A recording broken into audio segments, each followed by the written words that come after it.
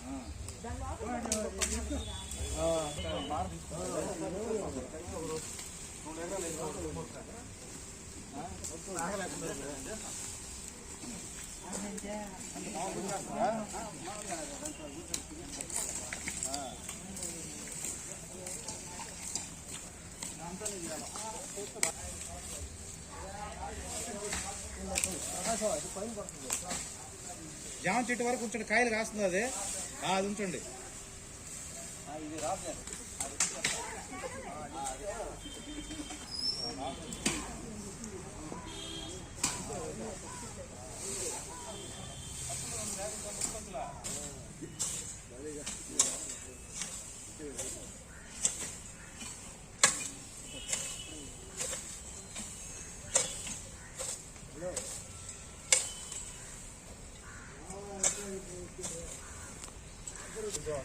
Sir sir ఇప్పుడు కూడా చూడు, ఇది మా బొక్క ఉంది, దీంట్లోనికి ఏదైనా ఫామ్ వస్తే ఏం చేస్తారు మన లోపలికి. అందరికీ నమస్కారం. ఈరోజు మన పరిసరాల శుభ్రతలో భాగంగా మన బుచ్చిరెడ్డిపాలెం తహసీల్దార్ ఆఫీసులో క్లీన్ అండ్ గ్రీన్ కార్యక్రమం చేపట్టడం జరిగింది. నేను ఈ బుచ్చిరెడ్డిపాలెం మండల తహసీల్దార్గా బాధ్యతలు తీసుకుని వారం రోజులైంది. నేను వచ్చిన మొదటి రోజున ఆఫీస్ పరిసరాలను చూస్తే పిచ్చి మొక్కలు, మరి వెండిపోయిన ఆకులు, మరియు తాటాకు చెట్లు, వీటన్నిటితో చాలా గందరగోళమైన పరిస్థితిలో ఉంది. ఆ పిచ్చి మొక్కల్లోంచి చిన్న చిన్న విషపు సర్పాలు మొదలైన కార్యాలయంలోకి రావడం అనేది జరిగింది. అందువల్ల ఈరోజు నేను మా యొక్క ఆఫీస్ స్టాఫ్, విఆర్ఓలు, మరి విఆర్ఏలు మరియు కార్యాలయ సిబ్బందితో కలిసి శుభ్రత మరియు శ్రమదానం కార్యక్రమంలో పాల్గొనడం జరిగింది. మన గౌరవ ముఖ్యమంత్రి గారి గతంలో నారా చంద్రబాబు నాయుడు గారు ఈ శ్రమదానం కార్యక్రమంతో రాష్ట్రంలో ఎంతో చైతన్యవంతం తీసుకొచ్చి అన్ని కార్యాలయాల్లో ఈ శుభ్రత మరియు శ్రమదానం కార్యక్రమంతో చేయడం జరిగింది. దానిని స్ఫూర్తిగా తీసుకుని ఈరోజు మా యొక్క సిబ్బందితో కలిసి మేమందరూ కూడా ఈ కార్యక్రమంలో పాల్గొనడం జరిగింది. ఈ కార్యక్రమంలో ఎవరో వచ్చి ఏదో చేస్తారని కాకుండా మన కార్యాలయము, మన పరిశుభ్రతల మనమే చేసుకోవాలని చెప్పి స్ఫూర్తిగా తీసుకుంటారని ఈ కార్యక్రమం చేయడం జరిగింది. అదేవిధంగా ప్రభుత్వం అన్ని ఇలాంటి శ్రమదానం మరియు ఈ శుభ్రత కార్యక్రమాలు చేస్తూ ఉంటుంది. కానీ ప్రజలు కూడా ఏంటంటే తమంతట తాము చైతన్యవంతమై తమ యొక్క ఇంటిని ఎంత శుభ్రంగా పెట్టుకుంటారో కార్యాలయాలు కూడా అదే పెట్టుకుంటే బాగుంటుంది. రోజులో ఎక్కువ భాగం మనం ఏంటంటే మన ఇంట్లో కంటే కూడా మన యొక్క ప్రభుత్వ ఆఫీసుల్లోనే గడుపుతూ ఉంటాం. కాబట్టి మన ఆఫీసు ఇంటి వాతావరణం